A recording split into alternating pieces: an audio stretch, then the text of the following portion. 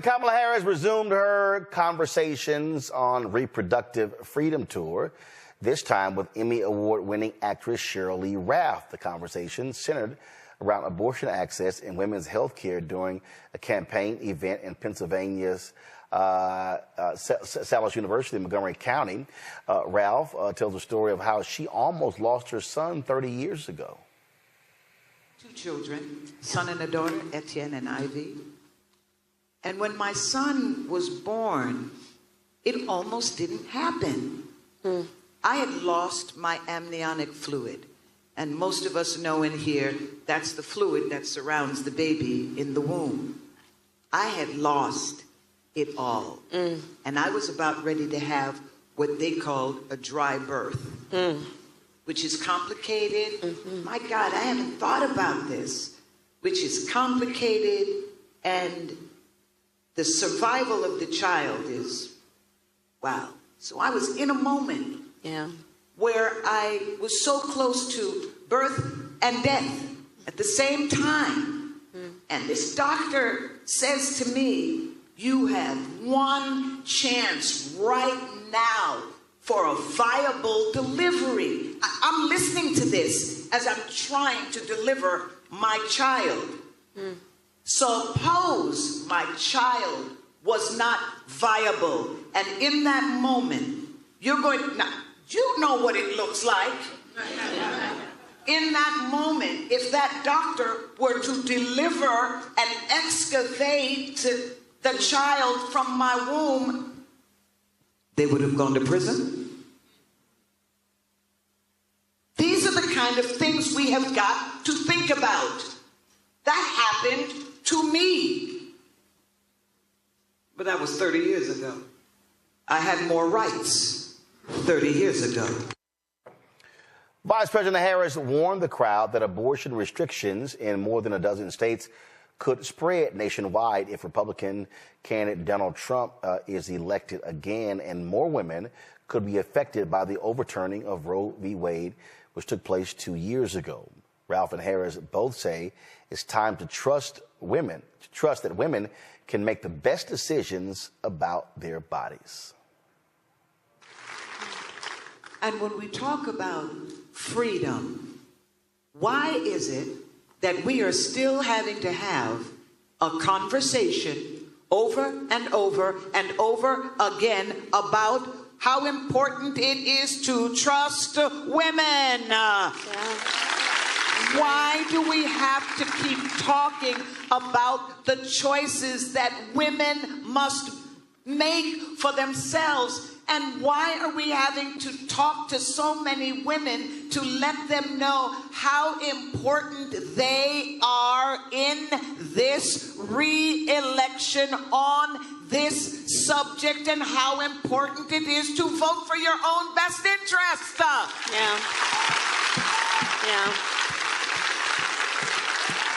So here's what I would say. I often paraphrase, I think it's such a lovely, important saying from Coretta Scott King. And she famously said, the fight for civil rights, and you can insert there the fight for equality and freedom, must be fought and won with each generation. And when she said that, I think she had 2 points in mind. One is that it is the nature of these fights that whatever we gain will not be permanent. It's the nature of it. Therefore, the second point, we must be vigilant and not be overwhelmed when these moments happen, because the nature of it, the very nature of it, is we must be vigilant to hold on to these rights. You know, Kelly, when you look at these mainstream channels and these polls, and they talk about, oh my goodness, Vice President Harris is such a drag on the ticket. The reality is, I would counter that. I think if the Biden administration, the Biden campaign was smart, they would be putting her on the road a hell of a lot more. Not just, because she's having her economic empowerment tour. This is about reproductive rights. but they should be expanding what she's talking about. And the bottom line is, look, we know Biden is not doing as many events as possible. I would have her on the road multiple days a week. And what I would also be doing is I'll be having rallies. I'll be literally having her out there giving speeches, firing people up, talking to African Americans, talking to women, talking to young people. They should be using her more. I completely agree with that. And it is frustrating to see because in 2020, my understanding is the whole reason that Kamala Harris was chosen, well, I shouldn't say the whole reason, but a large reason that Kamala Harris was chosen to be our vice president is because of her intersectionality. She is Black. She is of South Asian descent. She is a woman. She is married. Like, she has so many lanes that cross through her to the point where she is so identifiable with everybody. She has a place in everybody's mind because there is something about her that everybody can relate to. And it is frustrating to me as a comms person to see such a rare jewel in comms not be utilized as much as she could be. For whatever reason, I'm not in the Biden camp. I don't know why, but if this election is as vital and as crucial as everybody is touting it out to be, if we really have to vote to save our democracy again, vote to save our lives again, why don't we use who we have, in my opinion, for the first time? Because she wasn't really utilized on the trail last time either. At least do it right this time so that we can have something to relate to, so that we can have something to fight for as opposed to simply vote against. Well, I mean, obviously, I think last time you had COVID. And so, I mean, I remember, my goodness, being on the campaign trail in 2020, and, you know, you're out there and we're having these outdoor rallies and things along those lines. But again, to me, I think when you see these conversations, when she's paired with a Sheryl Lee Ralph, when you have folks like that, to me, you do more of that.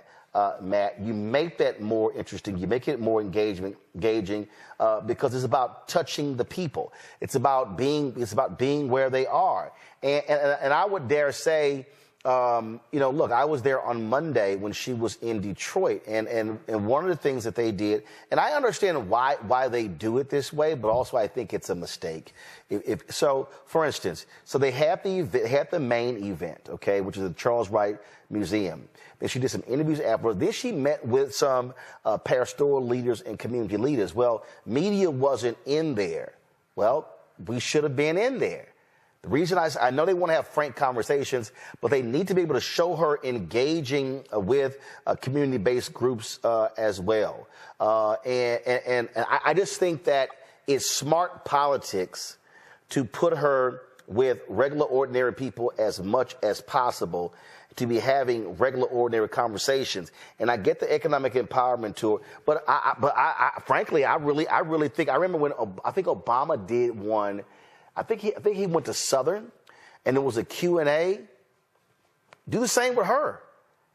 Give her an opportunity to be able to take some questions for people in the audience and have that. To me, that just makes more sense and better use of her skill set.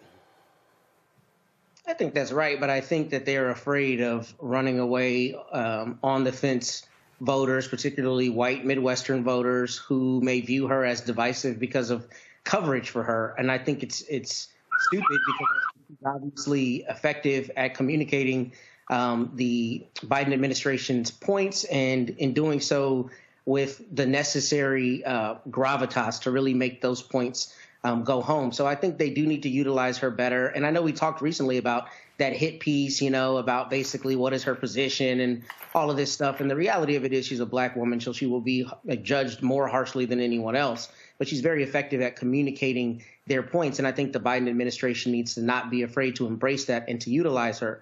But I think one thing we have to talk about with this story in particular is before we came on the air today, I read a story that the Texas Supreme Court just issued an opinion today, 21-page opinion, where they said a woman who had paid her doctor to perform a tubal ligation where the doctor did not actually perform it and she had a baby was not entitled to emotional damages, mental anguish damages, and all of that, because the Texas Supreme Court said a baby is a blessing and not an injury by virtue of the fact that she did not get the reproductive right, that she had paid for with her doctor. I think they construed it wrong because they tried to make it about abortion, and it's really more about a breach of contract if you consider that she paid the doctor for the procedure. But the bigger point is this. Women across this country and anybody with their eyes open should be concerned about the fact that courts and politicians are eroding our rights in front of our very eyes. And I think right now it is the time for the Biden administration to run full speed ahead to not only talk to its own base, but to run to those other voters who are on the fence and who don't like Donald Trump and who don't like the Republicans, to say this is an attack on your decision about your own body. Even if you don't agree with people's decision, you should agree that they have the right to make the decision. And I think the Biden-Harris administration needs to be beating that drum very, very, very strongly, because if you notice, the Republicans, and particularly Mr. Trump, does not have a strong position on this. He keeps deferring to the states should have their own ability to choose. And I think that's because they know that that is no longer the feather in their cap. So I think the Biden administration needs to leverage that in its messaging and put her out there in the forefront. Well, look, Michael, I said last year, and I still say it, that part of this issue is being on what I call an education and enlightenment tour. That's one of the things right. that needs to be happening, and I'm glad to see these here again. I mean, this right here is. I remember we were in Jackson, Mississippi, in 2020, and it was nothing but being in mass parking lots, and people were staying in cars. They couldn't get out. COVID was impacting all of that. And so it was just a totally different feel, if you will, in terms of campaigning than what we're seeing actually happen right now. But I absolutely think that she was in Detroit Monday. Detroit, right. Then, of course, in Pennsylvania today.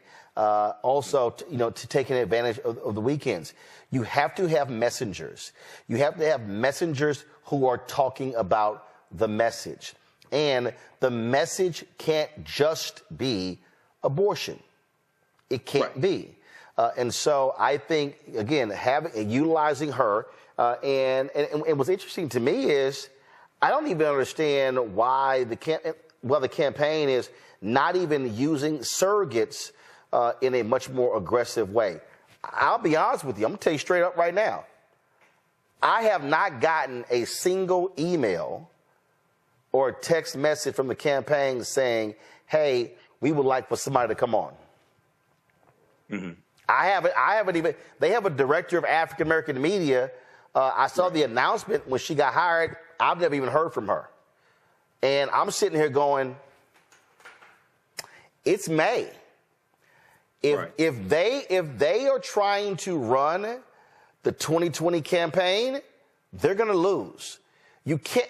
We're living in the cycles have moved so fast that how you run has to totally change. And I'm just not quite. And I see when they have Mitch Landrieu, and I see when they have the press secretary, the deputy press secretary on CNN and on CBS and ABC. But I'm like, y'all better be sending out a hell of a lot more messengers on a more frequent basis, because this idea of, well, the summer doldrum, we could just, June, July, conventions in August, we could start up in September. You're shortening your runway. And when you shorten your runway, you're running out of days. Right now, they have to be hitting people to go, oh, they've done that, they're going to fight for this, and this is what they want to accomplish over the next 4 years. Then you got to convince those people they're not registered to register. Then you got to get those people who are registered to then vote. You can't go from just, hey, vote, vote, vote, if you're not even registered right now. Then you got to sit there and fight the temptation of the couch from folks who say, I don't think you've done enough. To me, that means using her in a much more effective way. Yeah, I agree with you on some of that there. What's happening, the economic empowerment tour is brilliant. I hope that continues. I saw it in part of it in Atlanta. I saw a lot of it here in Detroit. The women's reproductive rights, because this is even more than just abortion. It's dealing with women's reproductive rights.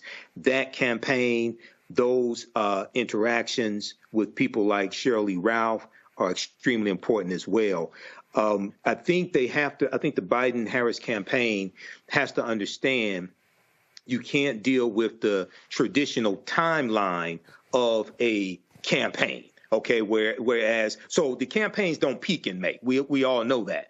But I think because of so many people don't like either Biden or Trump, at least at this point, and then you have you have more interest in third-party candidates, you have to really drive home the fact now of what has been accomplished. This is something I've talked about a lot on this show, especially with, for instance, the $1.9 trillion American Rescue Plan, which saved the economy. And no Republicans in the House or the Senate voted for the bill.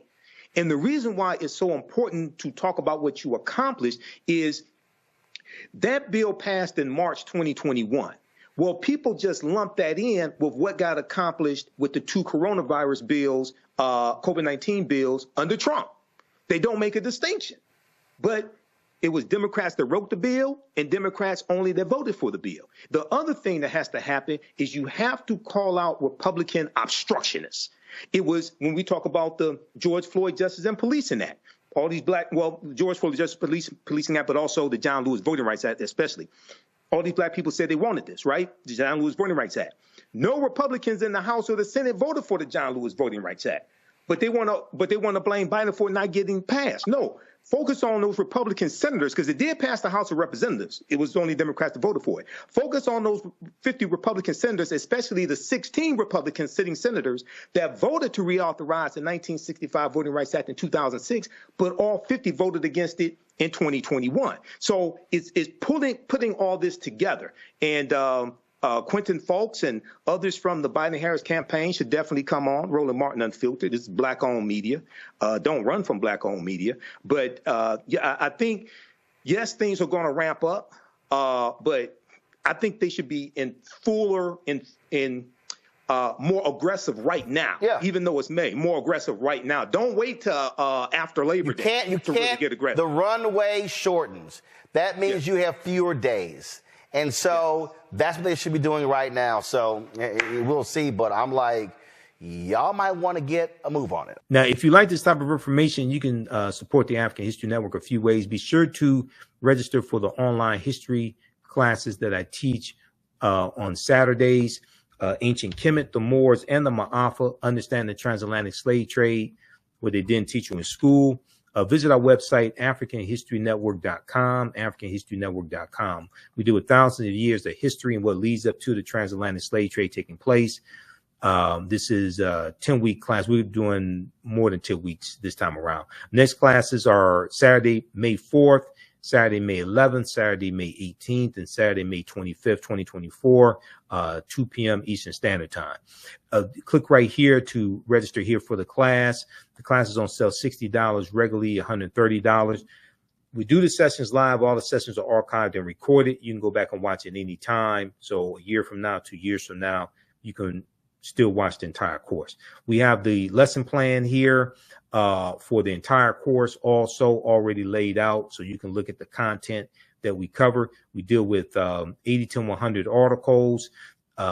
And I put together this class. I've been teaching this class on and off since 2017. Okay. I've been studying history 34 years now, do lectures across the country, been hosting the African History Network show 14 years. But we look at, there's over 200 slides that I put together, 80 to 100 articles that we'll go through and look at.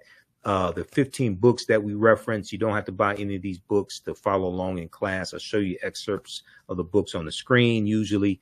And we look at video clips of interviews I've done with historians like Professor James Small, Professor Kabahai Wapakamane, Anthony Browder, who wrote Nine Valley Contributions to Civilization, which is one of the books we use in the class, Runoko Rashidi, who wrote Black Star, The African Presence in Early Europe, which is another book that we use in the class, okay?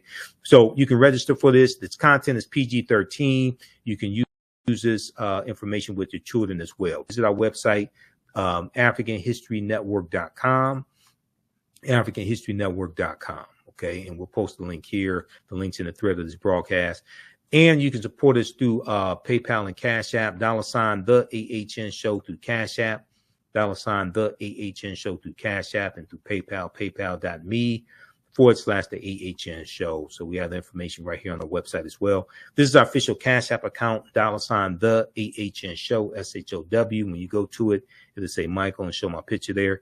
These are fake African History Network Cash App accounts here that have been stealing money from us. There are a few other ones out there I've identified. I'm still trying to get them shut down. You can click right here on our link and it shows our QR code, okay, for Cash App. This helps us stay on the air, keep doing the research, pay some of the bills,